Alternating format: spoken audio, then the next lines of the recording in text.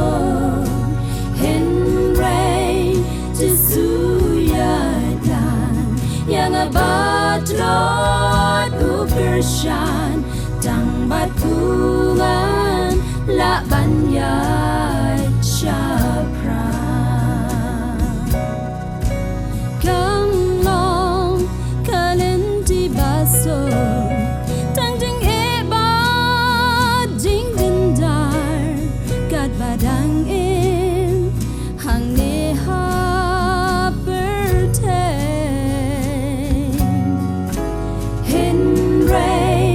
Jisu yara komba ula depular dongin yaksan khlem dapin thep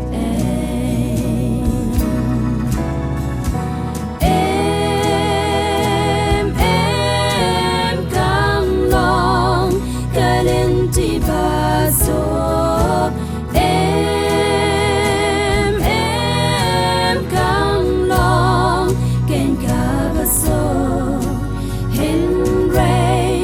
Jisu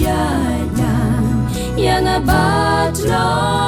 upershan tang batungan la banyat shapra bunsin ngala taiban ngala ngaban jam shakman wala bunsin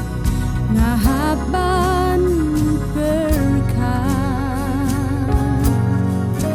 Sakin that born and Persian nga shating bang at sharam ngan sayo ding sok anda poy ying ne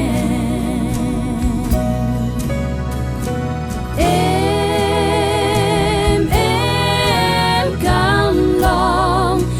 Lynti Basuk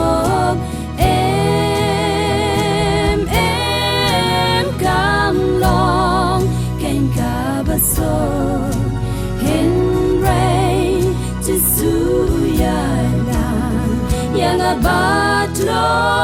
ukershan tang batungan la banyat